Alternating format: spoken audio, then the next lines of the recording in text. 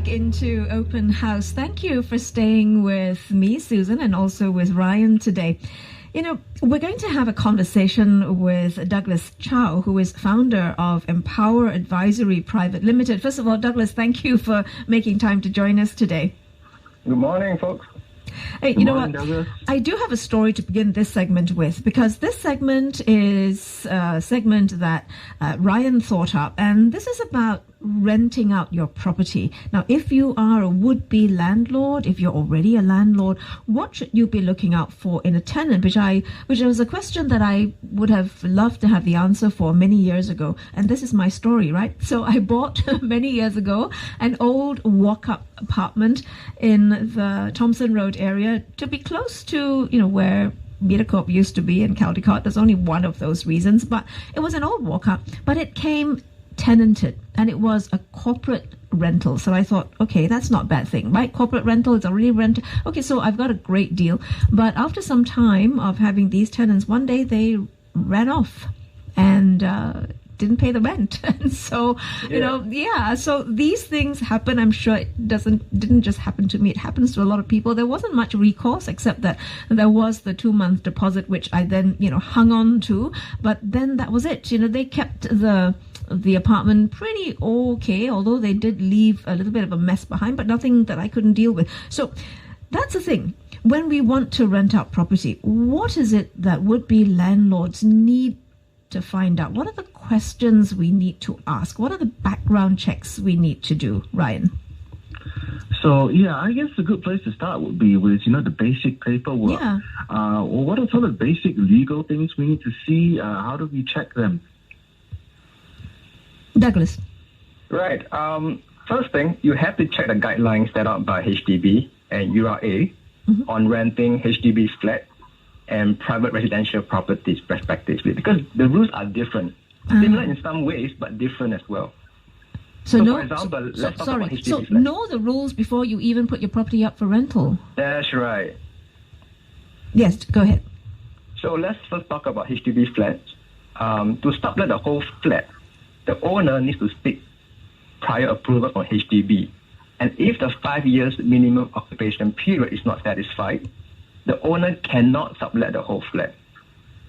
So there are a lot of rules to go through. Rooms? Yes. Rooms, yes, but not the whole flat. Okay. Yeah, and they have to ensure that the number of tenants does not exceed the maximum number allowed. For example, a 1 to 2 room HDB flat can only accommodate a maximum of 4 tenants. 3 rooms HDBs and above, maximum of 6 tenants. That's it. Right, I see. So the rules for HDB are a little bit more stringent. What about private property, whether it's an apartment or a house? Yeah, private properties, the government gives more leeway. For example, for HDB, you cannot rent shorter than 6 months. Whereas for private apartments, the condos, the landed, you can actually rent out just for 3 months. It's allowed. And unlike HDB properties, whereby you have to register your tenants to notify the government, there's no need for you as an owner of a landed or a private condo to notify the authorities of your tenant's particulars. Right, so these are the legal requirements, the things we must know before. But there's lots of things that could be potential red flags, which we kind of aren't able to check out beforehand. Talk to us about some of these, Douglas. Yes, so one of the legal part is that here comes actually, ironically, the most difficult part. Because the red flags might not be identified right from the start. Yes. So we all want our dream tenant, someone who pays the rent on time, every time, keeps the place well maintained with no damage, solves all the little problems without bugging the landlord, and hands over the premise the way it was at day one of the tenure. So to answer your question, I will just share with you what are the common preferences of most landlords, including you. Yes. For example, no heavy cooking, no pet. They hold a good job, preferably working professionals, and you can verify by their employment letter or their work pass. You want tenants who are home proud. They will take care of the place. Some landlords like families with kids, because they think that if the family has kids, the family will keep the place clean so that kids can grow up in a very healthy environment. But as I see on the ground, it's not always true. Some families with kids are very messy. Some landlords say, if possible, no to students, because students don't usually take care of the place. So some red flags are easy to detect. For example, you have tenants who look like hooligans, and they take a place without much hesitation. One look, no negotiation whatsoever, they just take the place. And they are very secretive about their personal information, what they do. And it's very dangerous to allow such tenants in, because they can turn the place into grounds of vice activities for gambling, illegal money lending, or even prostitution. Oh dear. I'm going to jump to a question, Douglas, about tenants and students and such like thing. You mentioned that they may not tell you everything about themselves. Is it not within our right as the landlord to receive, before we rent out and hand over the keys, to receive information, like do these background checks, whether they're students or not? Oh, that is easy. If they are students, you can just check their student passes. But what is more difficult is they claim that they are business people. So you don't really know what their business is about.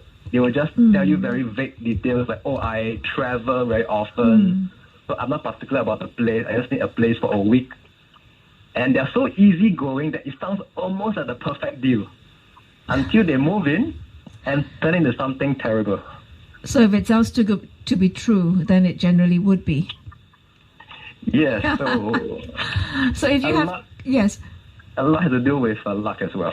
Yeah, I was about to say that it is luck as well, and you can do all the required paperwork, but you're not going to know when people move in exactly how they're going to be. This is people we're talking about. This isn't a piece of furniture that we move into our apartment.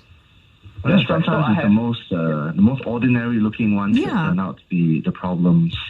Yep, absolutely. That's right. That's the issue that I had. But I have to have a good ending to the story I started with, is that, at the end of the day, I did find really good tenants after that. A couple, South Korean couple, and they were absolutely fabulous, and they had children too. So, Douglas, maybe you have a point there, because I got my place back really nice and clean.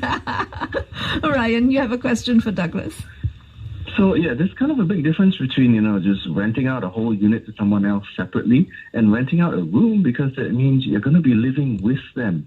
Are there any other qualities you would look for, Douglas, if it's a tenant that you have to stay with? Oh, to stay with? Wow. I think if you're living with tenants, the number one thing to look out for is personal hygiene, especially with the COVID-19 partial lockdown situation we are in. And if you are living with tenants, I think the toilet will be a common place of dispute. You want a tenant who cleans up the kitchen, wash up the dishes, and don't leave the bathroom in a mess. So one common dilemma, actually, if you live with tenants, is whether to choose a female or male tenant. I think if you are a female owner, and you happen to live with your tenants, you might be more comfortable with female-only tenants for reasons such as personal safety. Right. And because some female tenants are also uncomfortable when the male landlord is staying in the same property. I mean, you have heard enough horror stories about secret video cameras installed in the bathrooms or bedrooms. Yes, and we watch enough movies as well. Exactly. So on the ground, some landlords actually prefer female tenants because they perceive that females are more particular about cleanliness and personal hygiene. But that is not always true, because I have cases of female landlords who actually prefer easygoing male tenants because they have very bad experience with very fussy female tenants. I see. Okay, so really it's different strokes for different folks. Luck comes into play quite a fair bit, I think. Sometimes it is the luck of the draw, the kind of tenant you're going to get.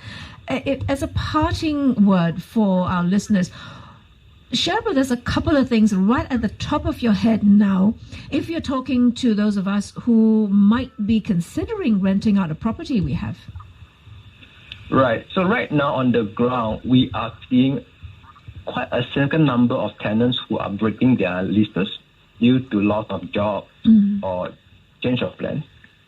So I would advise all listeners who are landlords to go easy on the renter. Don't be too calculative. If you just reduce your rental by $100-$200 to keep a good tenant, you should, because what if the next one turns out to be a nightmare for you? It is not worth it. And if possible, if you rent out the place fully furnished, I think you can get a tenant really fast. Definitely, and I think it's going to be quite hard to find a high-paying tenant right now if you lose your existing tenant. Yeah, that's right. Yes, you're going to have it vacant for the next 3-4 months, and is it worth it just for the few $100s more? Absolutely, and that dream tenant is hard to come by as well. Douglas, thank you so much for sharing with us today. Thank you, Douglas. And thank you, Douglas Chow, talking to us today. Douglas is founder of Empower Advisory. We've tagged him, and we've also tagged Professor Yu Shuming on our Facebook post, and you can find out more about the work that they do via those tags on our Facebook. Well, that's it for this week's edition of Open House.